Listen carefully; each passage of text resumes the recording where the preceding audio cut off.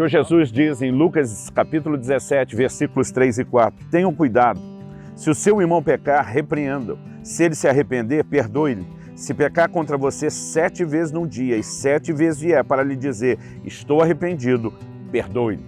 No versículo 5 a Bíblia diz, então os apóstolos disseram ao Senhor, aumenta-nos a fé. Nós temos em primeiro lugar uma advertência do Senhor aos seus discípulos, tomem cuidado. E essa declaração, essa frase que dá início a esse momento de ensino, ela é muito importante e eu vou falar sobre ela daqui a pouco.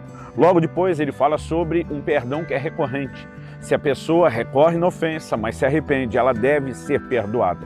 Quando Jesus fala a respeito de perdoar a pessoa 7 vezes num único dia, os apóstolos reagem como quem diz, está além da nossa capacidade, aumenta-nos a fé. Eu tenho percebido como muitas vezes o assunto do perdão gera reações, gera questionamentos nas pessoas, quase como quem diz, não é possível praticá-lo. Em primeiro lugar, se de fato não fosse possível praticá-lo e Deus pedisse isso de nós, ele estaria sendo injusto. E a primeira coisa que precisamos entender ao abordar o assunto do perdão é que jamais ele vai ferir a justiça de Deus. Em Hebreus, no capítulo 6 e no versículo 10, a Bíblia diz que Deus não é injusto. Então, se há algo que podemos ter certeza a respeito do nosso Deus, é que Deus é justo. Ele não pediria de nós para exercer um perdão que não fosse possível. Isso faria dele alguém injusto. Ele também não nos levaria a perdoar simplesmente porque isso é bom para o nosso ofensor, mas não é bom para nós. Isso também poderia ser, talvez sob alguma perspectiva, considerado como injusto. Nós precisamos entender que o perdão em momento nenhum fere a justiça de Deus. Pelo contrário, ele está muito relacionado com a justiça de Deus. Então, a primeira coisa é quando o Senhor começa dizendo, tomem cuidado. As advertências a respeito do perdão dizem respeito não apenas a liberar o nosso ofensor, mas a proteger o nosso próprio coração, não apenas as nossas emoções, mas a nossa vida espiritual. Em Hebreus, no capítulo 12, nos versículos 14 e 15, a Bíblia fala sobre seguir a paz com todos e a santificação sem a qual ninguém verá o Senhor. Logo depois a Bíblia diz que nós precisamos tomar cuidado para que nenhuma raiz de amargura brotando nos perturbe e por meio dela muitos sejam contaminados. Quando o Senhor fala a respeito desse cuidado, não é apenas o cuidado de manter uma outra pessoa sem perdão, como se a preocupação fosse mera e simplesmente com o ofensor. O Senhor sabe que a falta de perdão vai nos prejudicar. A raiz de amargura, ela não apenas vai trazer dano à nossa vida, mas dano à vida de outras pessoas. A Bíblia diz que outros serão contaminados. Então precisamos entender que esse dano que a falta de perdão traz não é meramente emocional. O Senhor Jesus comparou, e mais de uma vez nos seus ensinos, a falta de perdão como algo que coloca alguém numa prisão. Num desses ensinos, em Mateus 28, Jesus diz que a pessoa que está na prisão, ela será entregue aos verdugos, que significa torturadores.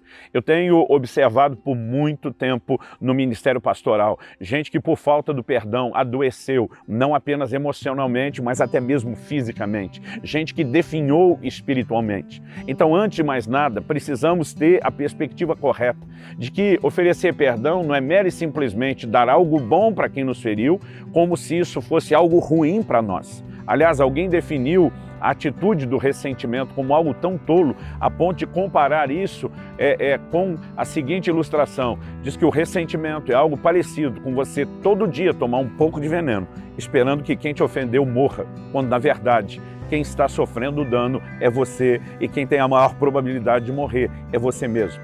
Nós observamos o ensino bíblico e essa verdade, ela se destaca. Muitas vezes, quando estou aconselhando pessoas sobre a importância de praticar o perdão, elas olham para mim e agora é a emoção, não é mais a razão e nem tampouco a fé num Deus que é justo gritando. E diz, mas é injusto. A pessoa fez o que queria e agora eu ainda sou obrigado a perdoá-la. E essa reação de injustiça, ela em primeiro lugar vai nos manter na prisão, não só emocional, repito, espiritual que estamos. Jesus disse que se nós não perdoarmos as ofensas dos outros, nós não seremos perdoados pelo próprio Deus. O texto que eu mencionei antes, de Hebreus 12, 15, fala sobre não se privar da graça de Deus. A falta de perdão estanca o fluxo da graça de Deus nas nossas vidas. Então nós precisamos entender a importância de que Deus não está apenas exigindo de nós sofrimento para que a gente dê alívio a quem nos fez sofrer. Em primeiro lugar, nós precisamos entender que o perdão nos traz alívio.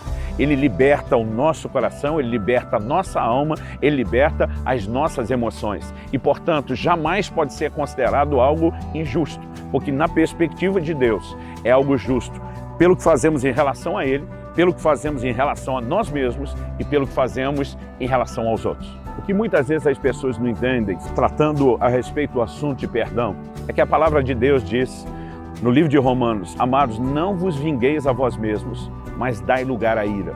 Essa declaração de Paulo mostra que Deus espera que a gente não se vingue, mas o fato da gente decidir não se vingar não significa que não haverá justiça sobre uma ofensa cometida. A Bíblia diz que quando eu decido não me vingar, estou dando lugar à ira, não a minha ira, mas a ira de Deus. No livro de Tiago, a palavra de Deus nos diz que a ira do homem não opera a justiça de Deus. Isso significa o quê? Que quando eu e você guardamos ressentimento, até mesmo acalentamos um plano ou desejo de vingança, Deus, que é o justo juiz, não pode interferir. Quando nós oferecemos o perdão, não significa que uma injustiça feita ficará por isso mesmo. Significa que nós estamos entregando aquela causa nas mãos de Deus, que é o justo juiz. Também não devemos fazer isso de forma carnal.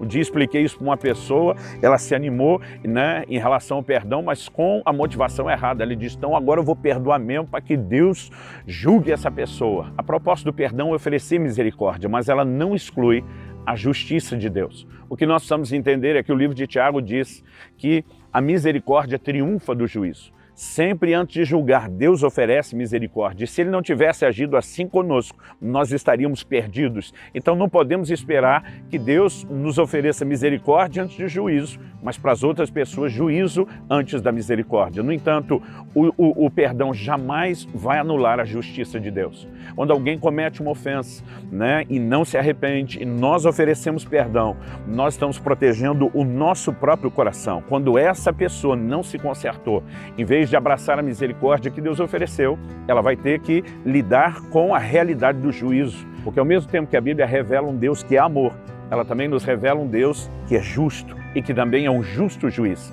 Essas coisas não se excluem, são verdades que se complementam, mas nós precisamos sempre entender isso na perspectiva correta. Quando eu vejo alguém declarando o perdão é injusto, eu digo não, você não tem o direito de dizer isso. Porque se o perdão é injusto, aquele que o ordenou, que é Deus, ele também seria injusto. E como já mencionamos, as Escrituras são claras a ponto de dizer que Deus não é injusto.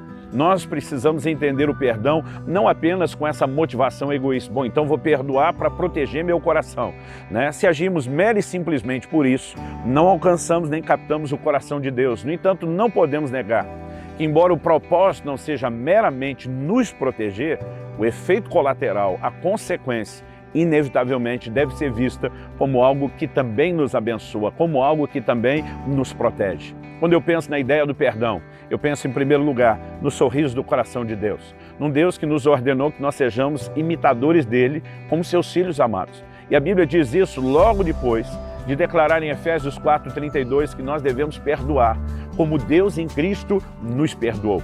Deus não apenas nos ordenou a perdoar, Ele saiu na frente e deu exemplo. E Ele espera que a gente siga o seu exemplo. Portanto, quando eu e você decidimos andar em perdão, quando decidimos praticar o perdão e oferecer misericórdia, nós estamos alinhando o nosso coração com o coração de Deus. Em primeiro lugar, eu consigo imaginar o sorriso do coração de Deus. Em segundo lugar, quando eu e você perdoamos, oferecemos misericórdia aos outros. Um dia alguém me disse, pastor, eu observei algo acontecer. Eu vi a forma como determinada pessoa te tratou, mas eu vi o Senhor tratá-la de uma forma completamente diferente. O Senhor ofereceu honra, o Senhor tratou bem como se nada tivesse acontecido. Ele falou, isso não soa um pouco falso, um pouco enganoso, uma vez que a gente sabe o que te foi feito? Eu disse de forma alguma. O que aquela pessoa fez revela quem ela é.